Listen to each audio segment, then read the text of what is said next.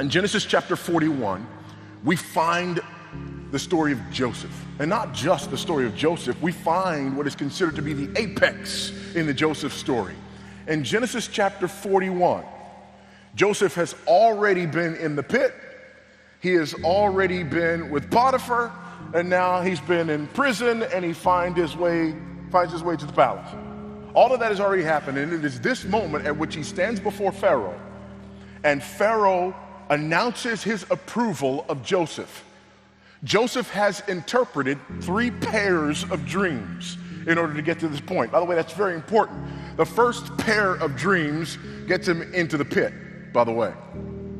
That's Genesis chapter 37. There's 2 dreams.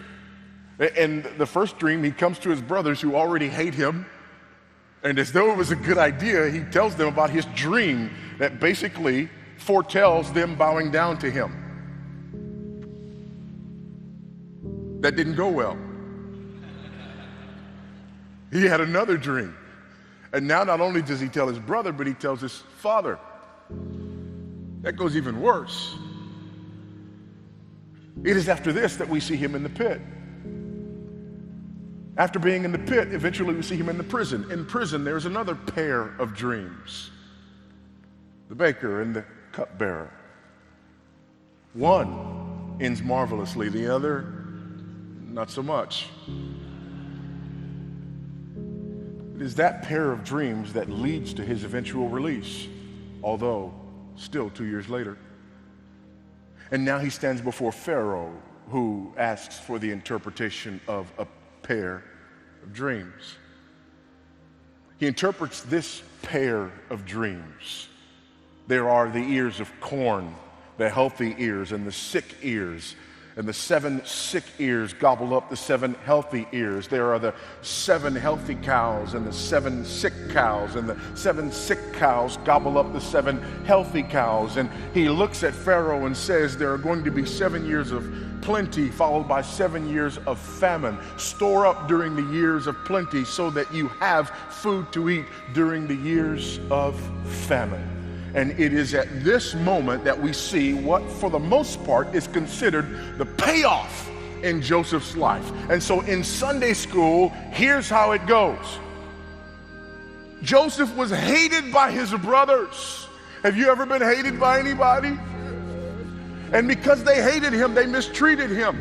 And after they mistreated him, he went through some bad circumstances. Have you ever experienced bad circumstances? Yes. But because he endured the bad circumstances, he held on, and God was with him. And as a result of that, God elevates him to the 2nd highest position in all of Egypt. The moral of the story is, if you will but trust God, even when people despise you, God will eventually reward you and elevate you to a position of prominence, just like Joseph.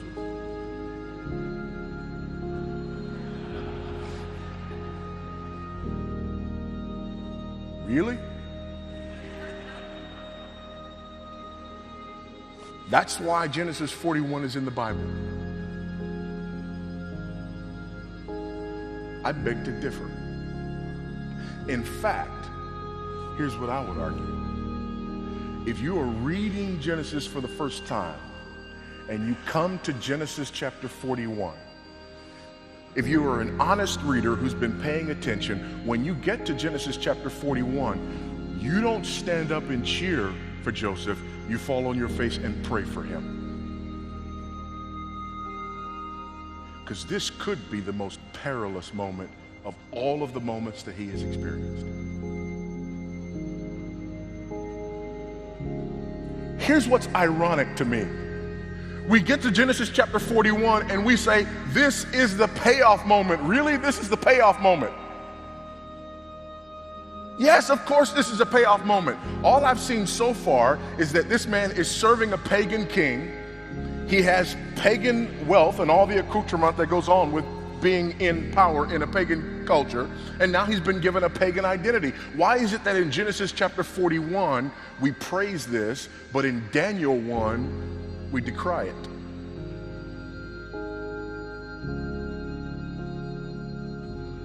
They get their names changed. They get a pagan identity. They're serving a pagan king, and we say, woe to them. This guy gets the exact same thing. And in fact, it's his story that would have given Daniel, Hananiah, Mishael, and Azariah the courage to continue on in Babylon. Why? Because they want pagan wealth, and that's what Genesis 41 is all about? No. The exact opposite.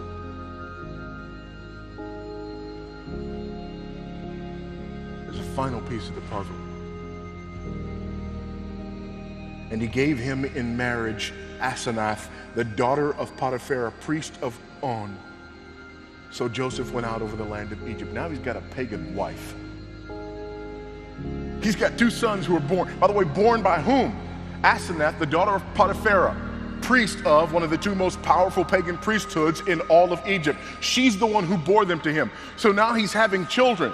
Now, watch what happens here in the naming of his sons, and you will discover that Joseph doesn't think that Genesis chapter 41 is the payoff moment. Joseph called the name of his firstborn Manasseh, for he said, God has made me forget all my hardship and all my father's house. The name of the second he called Ephraim, for God has made me fruitful in the land of my affliction. Three things. Number one, he gave his boys Hebrew names. He did not give them Egyptian names. He says to everyone who is paying attention, I do not consider myself an Egyptian. I'm a Hebrew.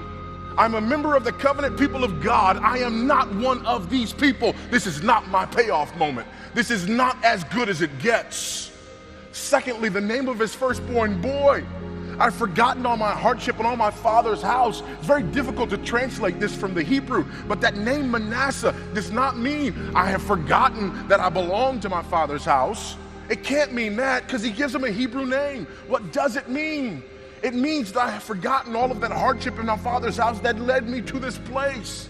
Can I give you my own translation of what the name Manasseh means?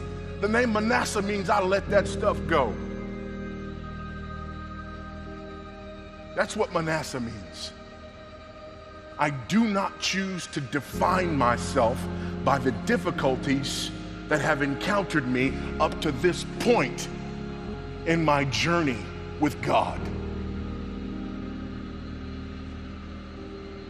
Oh, Joseph, embrace Egypt. Egypt embraces you and your family didn't. I let that stuff go. Oh, Joseph, embrace Egypt. Your brothers did not want to bow. These people do. I let that stuff go. Joseph, embrace Egypt. It was because of your brothers that you spent years as a slave. I let that stuff go. Embrace Egypt. It was because of your brothers that you ended up in prison. I let that stuff go.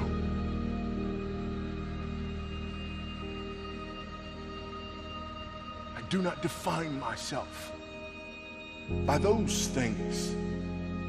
Instead, I look to the promise of God.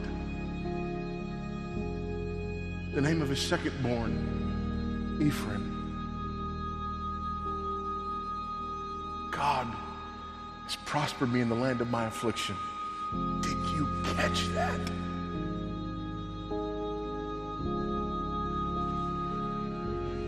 Joseph says Egypt is the land of his affliction, not the land of payoff. Egypt is the land of his affliction. Yeah, but you're rich here. It's the land of my affliction. Yeah, but they love you here. It's the land of my affliction. Why? Because this is not what I was living for. I'm a child of the covenant. I'm a child of the one true God. I'm a servant of the King of heaven. I don't exist to serve the King of Egypt. Joseph himself answers this question when his brothers show up. He finally reveals himself to his brothers. He cannot control himself anymore. And when he reveals himself to his brothers, here's what doesn't happen. Joseph does not look to his brothers and say, I'm Joseph. I'm the one you sent into slavery. I'm the one that you wanted to murder. I'm the one that you did not want to bow before, but you've been bowing before me ever since you came to Egypt. I'm the one that you didn't think much of, but now God has made much of me. I am the one that you thought God gave too much favor from his father. Now I'm the one that God has favored before the most powerful man in the world. See, that's what you would have said. How do I know that? Because that's what I would have said.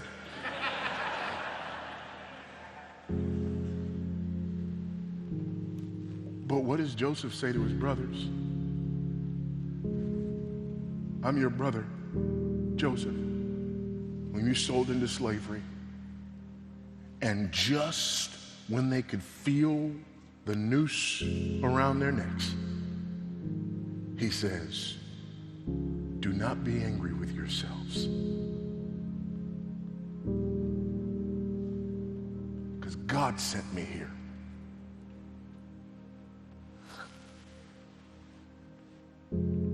To save you. What? Joseph does not say, God sent me here to give me all the things that Egypt had to offer. Joseph says, God sent me here because God is a rescuer. God sent me here to rescue you in spite of you. You didn't like my dreams, but newsflash, do you know that we were a wealthy family because God spoke to our father through dreams? And when I began to dream, why did you not realize that God was again speaking to our family through dreams? God was showing me through a dream this very moment when he would rescue you. And when God brought his word through me that said he would rescue you, your answer was to kill the rescuer. Familiar?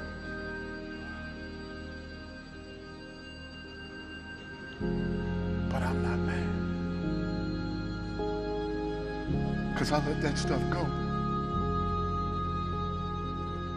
And this is not my home.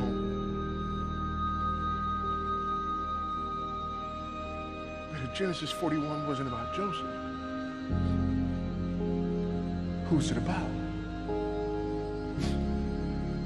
Actually, briefly, let me explain. God makes a promise in Genesis chapter 3 and verse 15. This promise involves the promised seed. He pronounces this promise in a curse against the serpent. The serpent believes exactly what God says, which is why in Genesis chapter 4 we have the first murder. What is the first murder? The seed of the serpent, Cain, kills the seed of the woman, Abel. What happens after that? In chapter 4, at the end of it, on into chapter 5, we get the announcement of the coming of Seth and the restoration of the godly seed. Then in chapter 5, we get a genealogy. And so there are 10 generations from Adam to Noah through the godly line of Seth. God wipes out the world in the flood and he preserves Noah, Shem, Ham, Japheth, and their wives. Why is this important? Because you got to have husbands and wives in order to have seed. The seed that was promised still had not come to fruition. Eventually you come to a man named Terah who has an offspring by the name of Abraham. God makes a promise to that man named Abraham, and this promise involves, among other things, seed. But this promise is rather significant because he and his wife, particularly his wife, too old for seed. So how do you get promised seed if the seed-bearing woman is too old for seed? The answer is God must intervene. No. The answer is we got to find somebody else. Hagar. Wrong answer. God didn't say a seed, he said the seed. Ishmael was a seed, but not the seed. Isaac is the seed. Isaac then goes on, and they have twins. Which one is it going to be? Certainly it's going to be the older. No, this is not about birth order. This is about election. The older will serve the younger. So it's not Esau, it's Jacob. Jacob goes forth, and if seed is going to come, certainly Jacob's got to find a wife. He goes to Laban, and he meets Laban's daughter and falls in love and thinks he's found the one.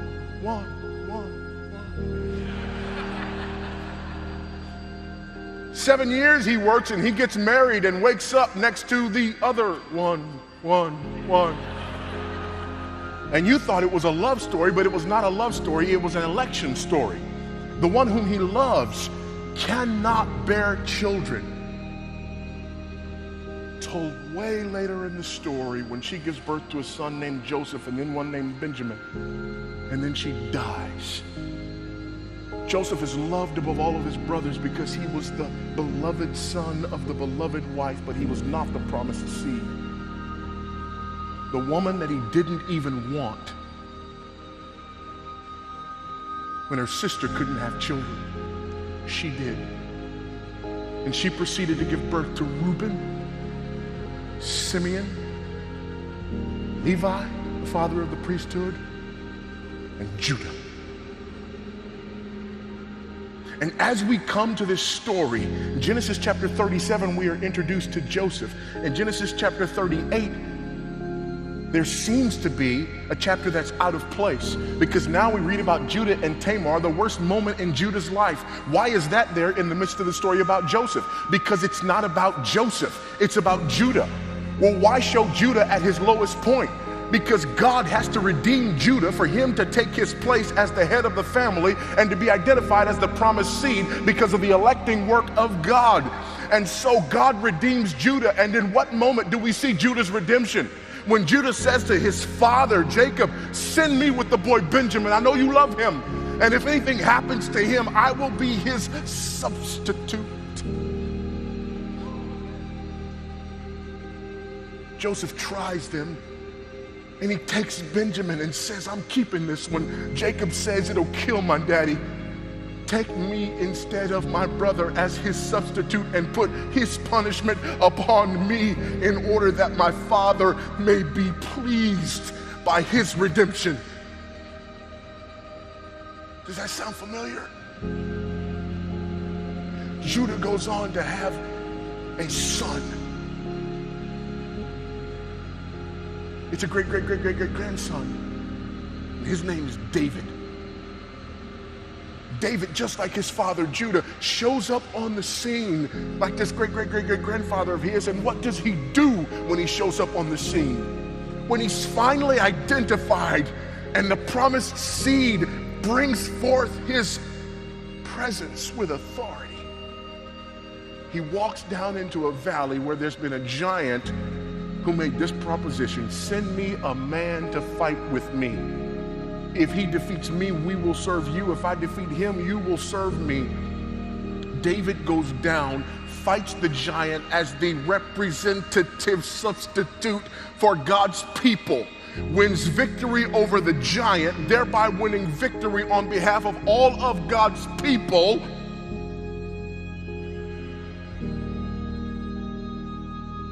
There's a covenant made with him.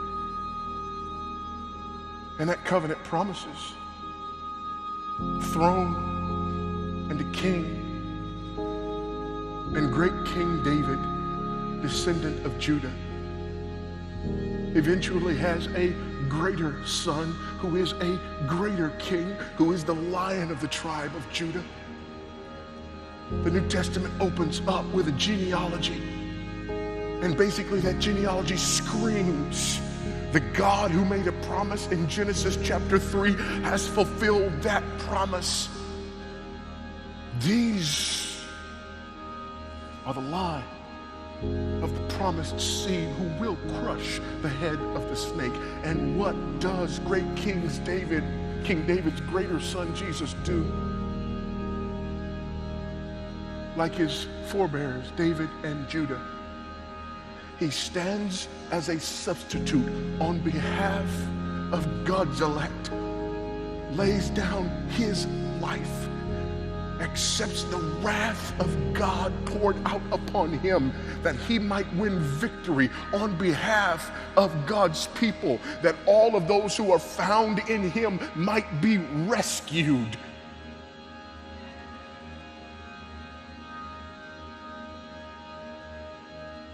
Why is Genesis chapter 41 important? Because God rescues Joseph in order to rescue Judah, in order to rescue Israel, in order to rescue me.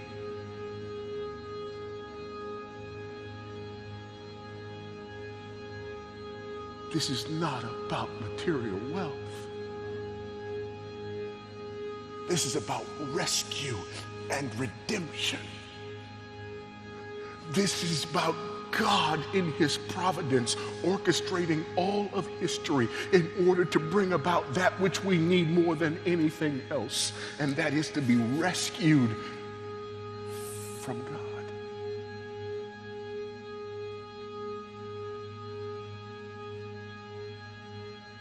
The first Adam ate, and we all died in him. The last Adam died, and as a result, we shall all feast with him.